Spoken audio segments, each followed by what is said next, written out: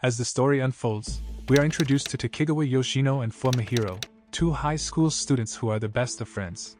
They do everything together and have a close bond. Mahiro even approves of his best friend, Yoshino, dating his younger sister, Aika. However, Aika does not seem interested in Yoshino.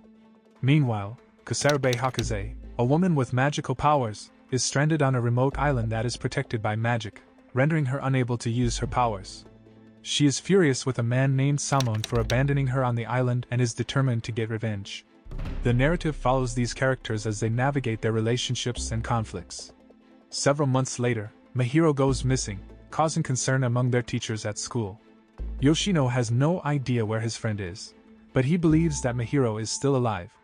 On his way home from school, Yoshino is attacked by a group of school bullies who beat him up and steal his money. As he reflects on the past, he remembers the time he and Mahiro fought against a group of 15 people and lost. Aika reprimanded them for their reckless behavior and for getting defeated. Mahiro said that as long as he had Yoshino by his side, he felt they could win against anyone. Aika scolds Yoshino, but he argues that he was only dragged into the situation because of Mahiro's actions. Aika doesn't want to hear his excuses and tells him that if he runs away, she is sure that Mahiro will also run away because he doesn't have a partner to do reckless things with. Back in the present, Yoshino visits Fua's family grave and wonders where Mahiro could be. Suddenly, Evangeline Yamamoto appears and asks him about Mahiro.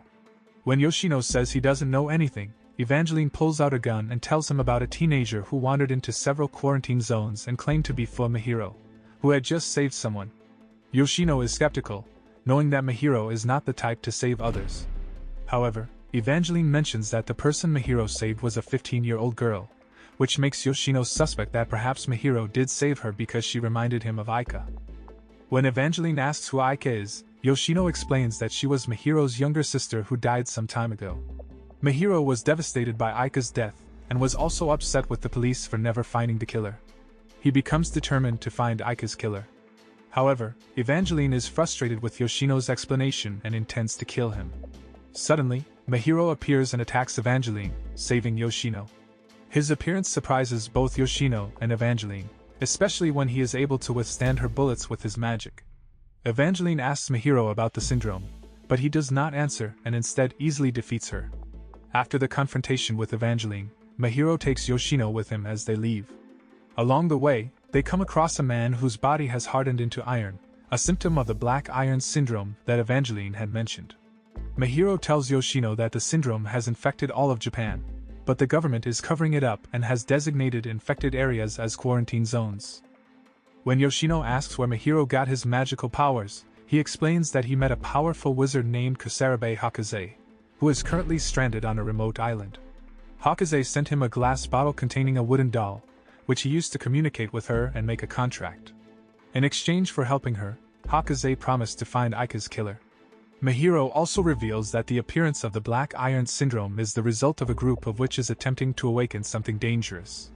Meanwhile, a giant ball is seen breaking through the ground and floating in the sky, with its chain seal beginning to break. The scene shifts to show events that occurred before Aika's death. We see Mahiro, Aika, and Yoshino on their way to school. Aika asks Mahiro what it feels like to kiss, but he is hesitant to answer and tells her she can ask again when she grows up. As they are about to go their separate ways to different schools, Yoshino receives a message from Aika saying they can't kiss yet. It is revealed that Aika and Yoshino are secretly dating, even though Aika is cold towards him. In the present, Yoshino and Mahiro wander through a city where all the citizens have turned to iron. Yoshino asks Hakaze, through the wooden doll, what happened to the citizens. Hakaze explains that it was Samon who exiled her and took over the power of the Kusarabe witch family in order to awaken the Zetsuen tree, which has the potential to destroy Japan and even the entire world. After their conversation with Hakaze, Mahiro and Yoshino go to Mahiro's house where Hakaze directs Mahiro to perform a Zia ritual to uncover Aika's killer. Mahiro gives an amulet to Yoshino and asks him not to get involved in the case because he doesn't want him to be harmed. Mahiro assumes that Yoshino has no desire for revenge because of the strained relationship between the two of them. Yoshino takes the amulet and leaves, but he runs into Evangeline on the way. Thanks to the talisman from Mahiro, Yoshino is able to use magic to escape and finds that many of the students at his school have turned to iron.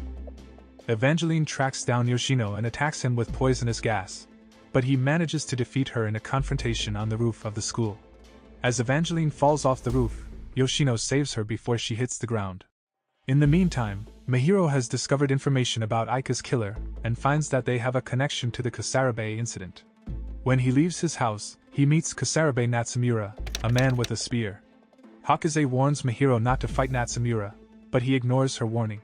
Yoshino and Evangeline make amends and are walking together when Mahiro and Natsumura appear. Yoshino decides to help Mahiro, but he is overwhelmed by Natsumura and takes cover behind a car. Yoshino comes to his aid and the two of them run to the roof of a building to escape Natsumura. Mahiro uses the amulet ring to heal his wounds and hands Hakaze's wooden doll to Yoshino before leaving to face Natsumura again. As Mahiro fights Natsumura, Hakaze explains to Yoshino that the Kasarabe family's magic power is primarily used for healing and protection.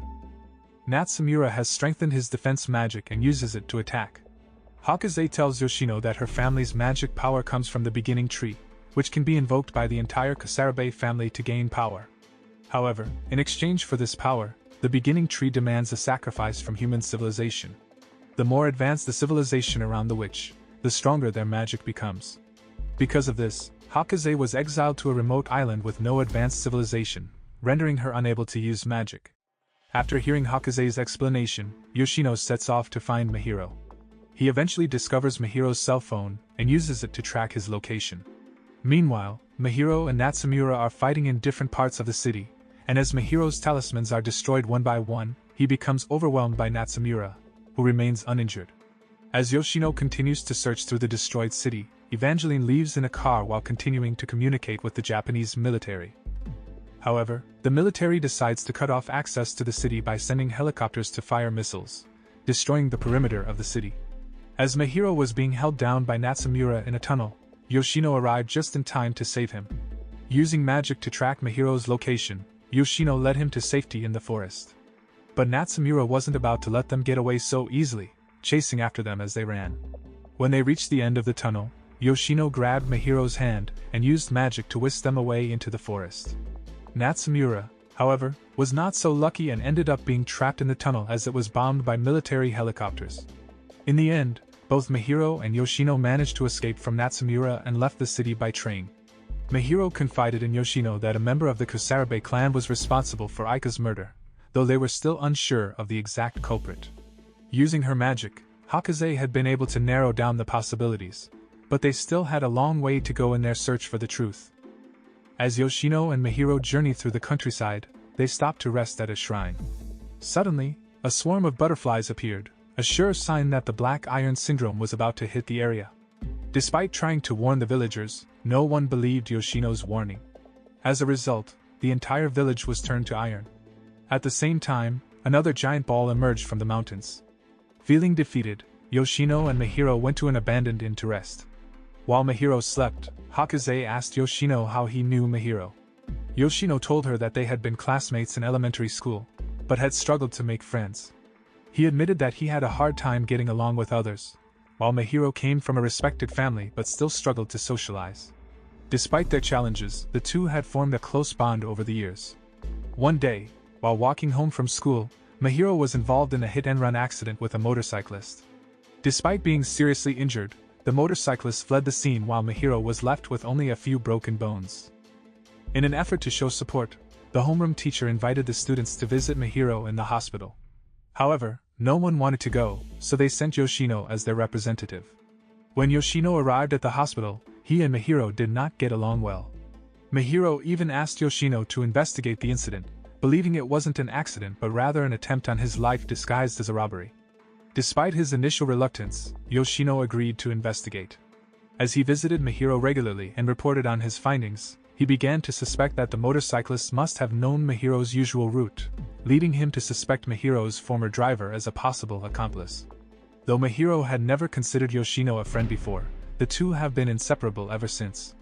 As Yoshino and Mahiro continue their journey, Hakaze reveals the true purpose of Samon, a member of the Kasarabe clan. In the past, the Kasarabe family were guardians of the beginning tree, a tree that brought life and healing. One day, the Zetsuen tree appeared on Earth, and the two trees engaged in a fierce battle. In the end, the beginning tree emerged victorious but was severely injured in the process. For generations, the Kasarabe family worked to prevent the rise of the Zetsuen tree.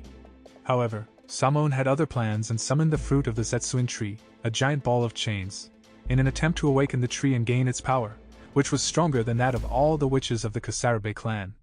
Despite this, Samon chose not to kill Hakaze, knowing that she was the only one who could stop the Zetsuen tree if it were to go out of control.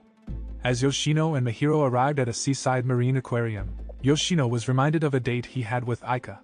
The two had agreed to keep their relationship a secret from Mahiro, so whenever they were together, they pretended not to be close. As they walked around the aquarium, they were suddenly surrounded by witches from the Kasarabe clan, led by Tetsuma Kasarabe. Quick on his feet, Yoshino managed to help Mahiro escape the siege. Together they came up with a plan to fend off the witches. Mahiro broke a giant aquarium, causing a flood of water to crash over the witches, while Yoshino threatened to electrocute them if they didn't leave immediately. In the end, their strategy was successful and they were able to repel the witches. After their successful escape from the witches, Yoshino and Mahiro went to the house of Junichiro Hashimura, a trusted witch within the Kasarabe clan. Hakaze asked them to retrieve an amulet from Junichiro, but wanted to keep her current situation a secret. When they arrived at Junichiro's house and explained their mission, he immediately handed over a suitcase to them. As they stood there, they saw Junichiro paying his respects to a picture of Hakaze, believing her to be dead. Hakaze asked Yoshino to tell Junichiro that she was still alive, but he didn't believe them. Junichiro explained that he had been told by Samon that Hakaze was dead, and that he had even seen her skeleton. Shocked by the revelation, the three of them examined the skeleton and were forced to accept that it was indeed Hakaze. After their conversation with Junichiro, Yoshino and Mahiro left and continued their journey by bus.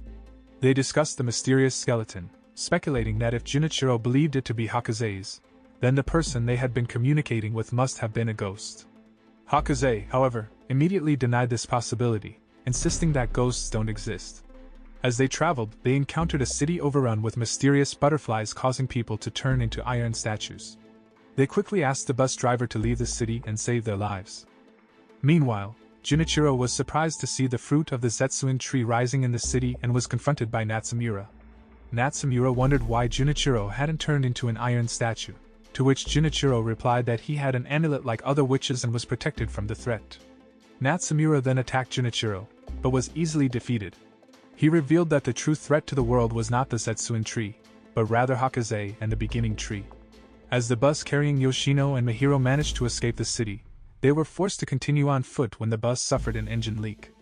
Mahiro opened the suitcase containing the amulet given to them by Junichiro and found a firearm inside. Not long after, they were surrounded by Japanese military troops. Mahiro tried to fight back, but Yoshino was captured and had to flee. As it turns out, the situation had been carefully planned by Yoshino and Evangeline, who left Mahiro in a car. Evangeline didn't think that Yoshino could keep the secret from his best friend, but he revealed that he had kept an even bigger secret about Mahiro's relationship with Aika, having discovered that they were not siblings. Sometime later, Yoshino and Evangeline arrived at a group of Japanese military vehicles. She took him to a large vehicle and introduced him to Takumi Hayakawa, one of the Japanese military officials.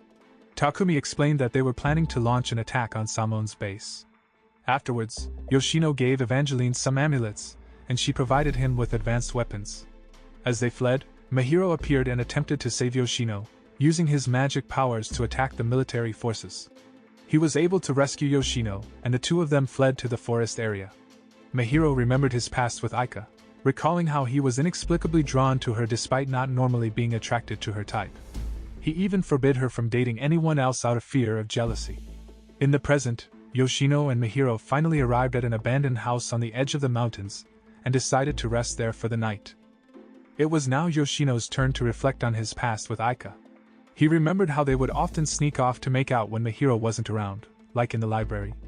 Aika had suggested that they kiss before the summer vacation ended and even chose a special place for it, the villa where her family usually vacationed. One evening, Mahiro invited Yoshino to meet two girls and hoped to see him with a girlfriend. However, as Yoshino spent time with the girls, it seemed to Mahiro that he wasn't happy with the arrangement. When he returned home, he told Aika about it and said that Yoshino wouldn't be able to get close to a girl.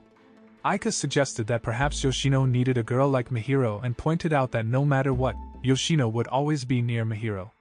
Later, the three of them went on vacation to Mahiro's family's villa. Their parents didn't come, so it was just the three of them. Aika asked Yoshino to clean the entire villa and the stairs, causing Mahiro to laugh at the thought that Aika hated Yoshino. However, later that night, Aika sent Yoshino a message inviting him to meet in the backyard while Mahiro was away. As they looked up at the stars sparkling in the sky, the two of them almost kissed, but the moment was ruined when Mahiro returned. Aika returned to the villa while Mahiro warned Yoshino not to trust her too much, as he believed she had hidden agendas that could be dangerous for Yoshino. The next day, while Mahiro was still asleep, Yoshino and Aika rode around on bicycles, hiding behind bushes and almost kissing. However, Aika stopped a moment because she felt watched by the sunflowers. In the present, Yoshino and Mahiro continued their journey to the mountain area where Samon was. Meanwhile, the Japanese military had surrounded the area protected by a magic dome and launched repeated missile attacks until they finally saw the Zetsuen tree beginning to rise. Eventually, Yoshino and Mahiro managed to break through the magic dome and finally face Samon, who was waiting for them. Mahiro pointed his firearm talisman at Samon, but he remained calm and explained the true situation. According to him, Hakaze and the beginning tree had the potential to destroy the world. He explained that the current world was imperfect because it was created when the beginning tree was resurrected, and if it were to be resurrected again, the world would be rearranged and current civilization would be destroyed. The only way to prevent this was to resurrect the Zetsuen tree first, which would disrupt the resurrection process of the beginning tree. Hakaze had already warned Mahiro of this through her wooden puppet, and Samon also knew that the Zetsuen tree could get out of control and destroy the world. However, he took the risk in order to save it. Yoshino was unsure of what to do, not knowing what was right or wrong. Meanwhile, Mahiro was more focused on his desire to kill the person who killed Aika, regardless of the consequences for the world. Samon then revealed a barrel containing Hakaze's skeleton, claiming he had retrieved it from the island where she was exiled. However, Hakaze was furious and pointed out that she was still able to communicate with them, despite being dead. Samon asked her how long she had been stranded on the island, and she replied that it had only been a few months. When he asked her to mention the year, she shocked everyone by saying it was a year that had already passed. Hakaze realized that she had been communicating through a wooden doll from 2 years ago. Samon explained that the wooden dolls used for communication had a pair, one in Hakaze's possession and one in Mahiro's. The wooden doll in Hakaze's possession had been destroyed, so the one in Mahiro's hand continued searching for its partner's location, eventually crossing through time and space dimensions. Hakaze was shocked to learn that there was no way a wooden doll washed away in a bottle could reach Japan in just 4 months. Knowing that Hakaze was dead, Mahiro tossed the wooden doll aside and continued to threaten Samon with his amulet. He told Samon that if he could find Aika's killer, he would let him continue with his plan. In the end, Samon agreed and promised to investigate the members of his family to find Aika's killer. As Natsumura emerged among the Japanese military forces, he was quickly attacked by them. However, to their surprise, Natsumura was able to effortlessly eliminate their tanks one by one until he finally faced off against Evangeline. Meanwhile, back at Samon's place, a three-way battle broke out when Yoshino threw a light grenade at Mahiro and attempted to steal the amulet from him. Eventually, Yoshino made a deal with Mahiro. He claimed to have found a way for Hakaze, who had been trapped in another dimension for 2 years, to return to their current time. Despite his desire to uncover Aika's killer, Mahiro was tempted by Yoshino's offer to reveal the identity of Aika's boyfriend if he agreed to work with Hakaze again. In the end, Mahiro accepted the deal, knowing that Yoshino was not one to lie. As Samon watches on, he becomes increasingly worried that Yoshino will be able to bring Hakaze back from 2 years in the past. It's then that Yoshino reveals his suspicions that Samon's true intention in telling Hakaze about her time in prison was simply to trap them. Samon had hoped that by sharing this information, Hakaze would become desperate, and he would have the upper hand. Meanwhile, Natsumura is engaged in a fierce battle with Evangeline, who has acquired an amulet wand. As this is happening, the Japanese military forces continue to attack the Zetsuen tree. As Yoshino explains, the magic wooden doll is incapable of connecting 2 different times. Meanwhile, on the island, Hakaze eagerly listens to Yoshino's theory, while Samon grows anxious about the possibility of his time prison being discovered. When Yoshino asks how long Hakaze has been on the island, she confidently replies that it's been 4 months. But Yoshino then asks how long it took Samon to bring Hakaze to the island, causing Samon to become surprised and concerned that his cover has been blown. Yoshino points out that if Hakaze has truly been on the island for 4 months, as she claims, then she must have been put into a state of sleep for 2 years before being brought there. This revelation leaves both Mahiro and Hakaze surprised, But Samon remains confused and struggles to prove the time shift. He brings up the matter of Hakaze's skeleton, but Yoshino suggests that the Kusarabe family had 2 years to prepare for this, as creating a skeleton that closely resembled hers would have taken some time. In the end, there is only one way to confirm Yoshino's theory: for Mahiro to shoot the Zetsuen tree, causing it to spin out of control and threaten the destruction of the world. Samon is left with no choice but to call upon Hakaze to stop the Zetsuen tree. As Mahiro takes aim, Samon becomes panicked. But just then, he has an idea for how to prove the time shift. Samon points to the barrel that he brought from the island, explaining that Hakaze was inside it, and it must be the same barrel that is currently next to her. He then asks Hakaze to write something on the barrel, which will appear on the barrel next to Yoshino. Hakaze does so, and the same writing appears, causing Samon to feel triumphant as he has proven the time shift. Meanwhile, Evangeline is finally defeated by Natsumura, but suffers severe injuries. Just as Natsumura thinks the battle is over, Junichiro appears and confronts him. Back with Samon, he is relieved to have disproved Yoshino's theory. However, no one is surprised by his success, as it was all part of Yoshino's plan to make Samon panic and reveal the possibility of summoning Hakaze from the time prison. Hakaze is excited at the prospect of breaking out of the time prison and is determined to find a way to escape it. Yoshino inquires about the mechanics of sound transfer through the wooden puppets, and Hakaze explains that it requires objects of the same size with spell-casting body parts to exchange sounds. These objects must also be coated in Hakaze's blood in order to facilitate communication. When Yoshino asks if it is possible for human objects to perform this magic, Hakaze admits it would be difficult but not impossible. Yoshino then mentions that there are currently 2 objects that are the same size and could potentially be used for sound transfer: Hakaze's skeleton. Meanwhile, Junichiro easily defeats Natsumura once again. The Japanese military forces are running low on ammunition, and some soldiers are even experiencing the effects of Black Iron Syndrome. Junichiro asks them to make peace and leave all matters to Mahiro and the others. Back with Mahiro and the others, Samon reveals that he has hidden a modern tool on the island. Hakaze immediately sets off to search the island for the tool. Meanwhile, Samon has secretly asked Tetsuma to investigate the circumstances surrounding Aika's murder. Tetsuma reports that the perpetrator was not from Kusarabe's family, and is likely to be one of the witches of the Zetsuen tree. If Hakaze is a witch of the beginning tree, then the one who could kill Aika and outmaneuver Hakaze's magic would have to be a witch of the Zetsuen tree. As this is happening, the beginning tree begins to rise, its roots penetrating the earth and destroying all civilization in its path. Hakaze, meanwhile, wonders if Aika's death was the beginning tree's wish for Mahiro to act in such a way, and wonders if she, Hakaze, is ultimately responsible for Aika's death. As she searches the island for the modern object, Hakaze becomes desperate when she is unable to find it. Suddenly, a missile crashes on the beach and she takes the opportunity to use it as an offering to break the time prison with her magic. Her flesh appears on the skeleton where Yoshino and the others are, while her bones remain on the island.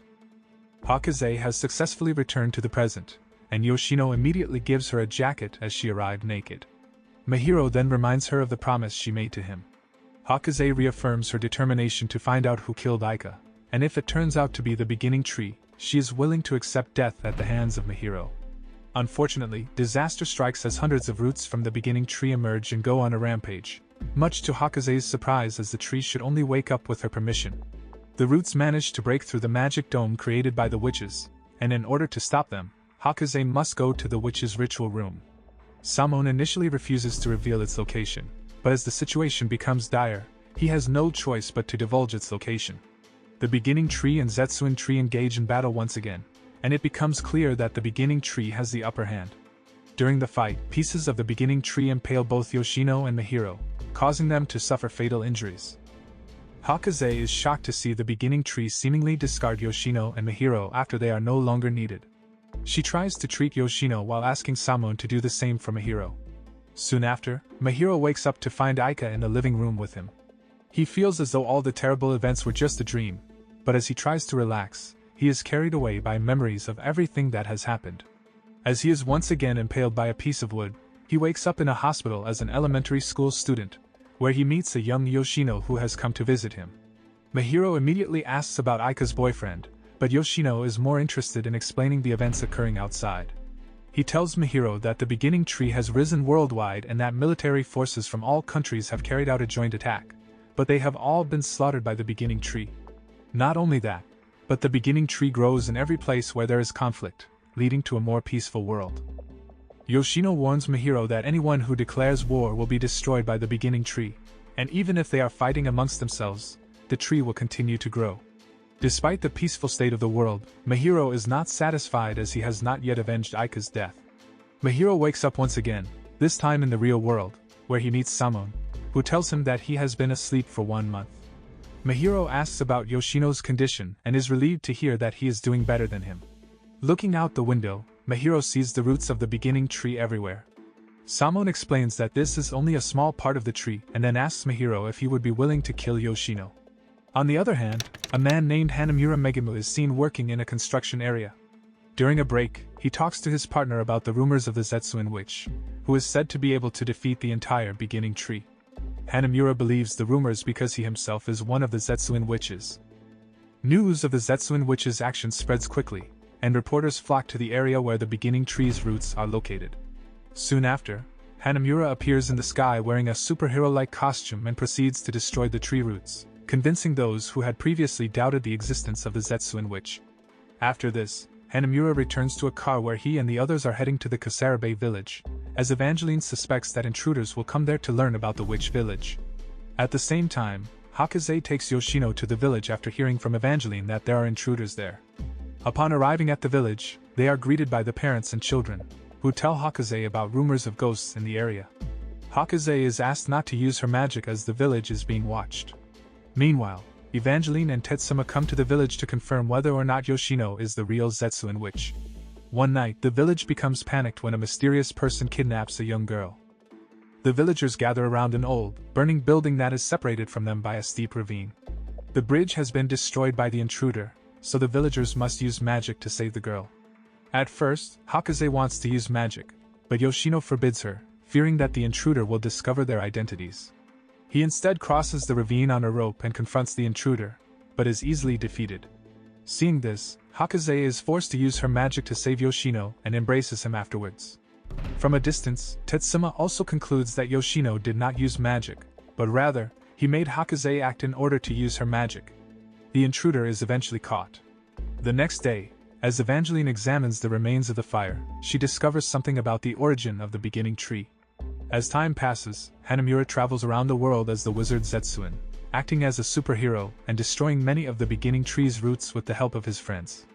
This causes the world government to take the problem of the beginning tree more seriously. On the other hand, Hakaze finds herself growing closer to Yoshino, but tries to keep her distance in order not to cause pain to his girlfriend. One day, while at a restaurant, she asks Yoshino about the characteristics of his girlfriend and wonders if she is prettier or has a more interesting personality than her. Yoshino couldn't help but think back to his time with Aika, when they would secretly meet up behind Mahiro's back. Even though he never mentioned her name, it was clear that he had strong feelings for her. Aika was fiercely protective of Yoshino, and would do anything to keep him safe. In fact, she even went so far as to spread rumors about him being a playboy, just to keep other people away. But at the same time, Aika also believed that only Yoshino was worthy of dating her. While Evangeline and the others were discussing the possibility of Yoshino being the original Zetsuen witch, Hanamura was shocked to learn that there were other Zetsuen witches besides him. Mahiro quickly interjected, unsure if Hanamura was the true original or not. Evangeline explained that the likelihood of Yoshino being a Zetsuen witch was very high, due to his actions as an enemy of the beginning tree. He had kept Hakaze close to him in order to benefit from the protection of the beginning tree's power.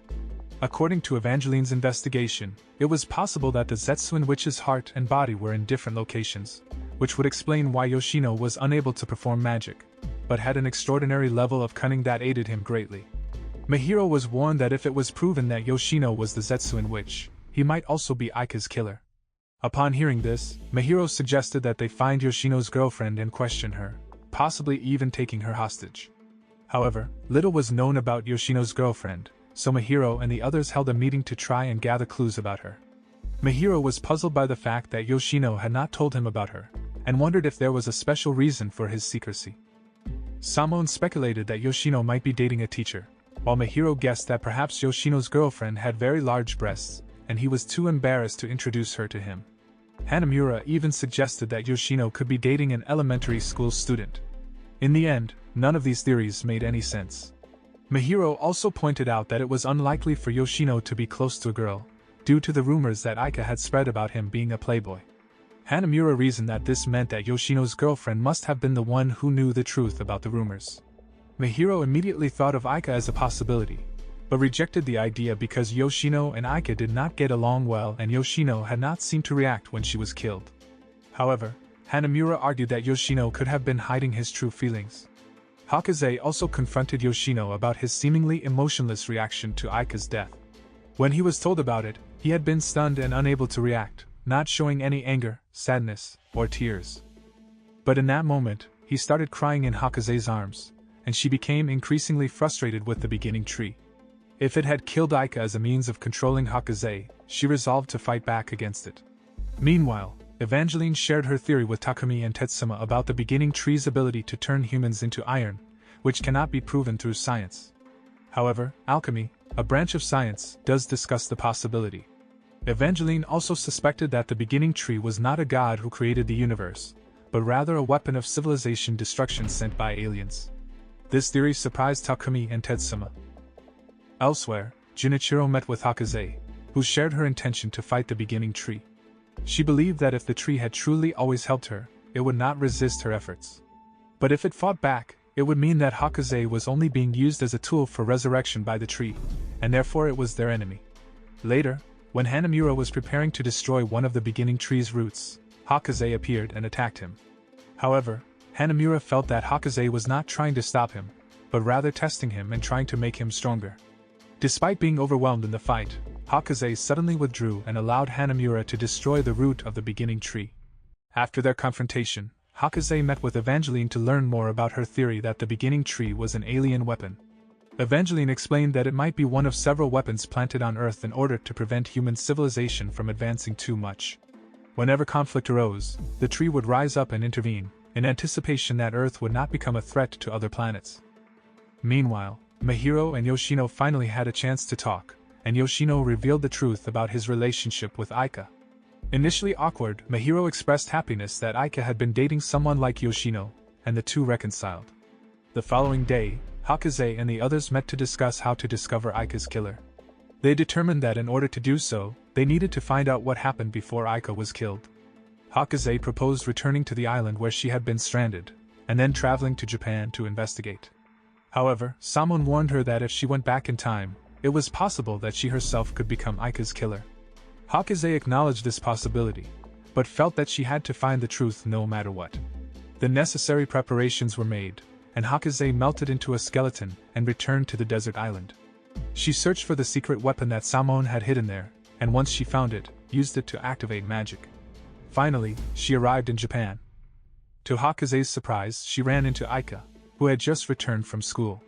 Panicked, Hakaze fled to the roof of a building, but was startled when she turned around and saw Aika standing behind her. Aika even revealed that she knew that Hakaze was a beginning tree witch. To Hakaze's shock, Aika was able to wield a giant sword and introduced herself as the Zetsuen tree witch. Meanwhile, a giant tree was suspected to be the core of the beginning tree. Aika put away her sword and took Hakaze to the riverbank, where they discussed everything that had happened. Upon learning that she would die that night, Aika remained calm, as if nothing could bother her. Meanwhile, Evangeline shared a new theory with Takumi, based on her research, which concluded that the beginning tree was a test for human civilization. If humans were unable to destroy it, their civilization would be reset in anticipation of them mastering the tree. Aika also revealed to Hakaze that she was the Zetsuen tree, a being created in anticipation of the beginning tree. Aika tried to uncover the identity of her killer, but ultimately realized that she was the one who had killed herself. She explained that the magic of the Zetsuen tree would make it appear as though she had been killed, in order to allow Hakaze to defeat the beginning tree. However, Hakaze rejected Aika's decision to end her own life, and the two engaged in a fierce battle. Unfortunately, Hakaze's magical abilities were no match for Aika's, and she was eventually knocked unconscious. Some time later, when Hakaze woke up, she immediately rushed to Aika's house. However, she arrived too late, finding Aika dead in a chair, covered in blood. On the table, Hakaze found a letter addressed to Mahiro and Yoshino, which she promised to deliver once she had defeated the beginning tree. She returned to the future and shared the truth with them, and although they remained calm upon hearing it, they agreed to work together to destroy the beginning tree. Meanwhile, The core of the tree was being guarded by various countries, many of which believed that it must be protected. Even the Japanese government was involved in its defense, which meant that Yoshino and the others would have to act without allies. But if they were successful in destroying the tree, it would have major consequences, potentially causing wars to break out around the world. Despite the risks, Mahiro was determined to prove that destroying the beginning tree was the right decision. Sometime later, Hakaze and the others set sail for the area where the giant tree was located in the middle of the sea. Hakaze donned the Zetsuen witch costume and Hanamaru pretended to be protecting the beginning tree. The two engaged in a battle in the sky, and military troops aided Hanamura, shooting at Hakaze while she slowly led them away. Meanwhile, Mahiro, Yoshino, and the others infiltrated a research ship and hijacked it. However, suddenly Yoshino was shot in the arm by one of the research team. Fortunately, the injury was not serious, and he was able to secure the perpetrator and treat his arm. Meanwhile, Hanamura also attempted to destroy the beginning tree, but his magic was not strong enough and the tree launched a deadly counterattack, causing Hanamura to sink into the sea. At the same time, the former Zetsuen tree transformed into a giant golden sword and shot through the sky. To everyone's surprise, Hanamura emerged from the depths of the sea and received the golden sword of the Zetsuen tree. With the giant weapon, he was able to slash and destroy the beginning tree. The anime ends with a video that Hakaze brought from the past. Aika had made the video shortly before her death, in which she asks Yoshino and Mahiro to continue together. The moral that can be learned from this anime is to never accuse anyone before the truth is proven.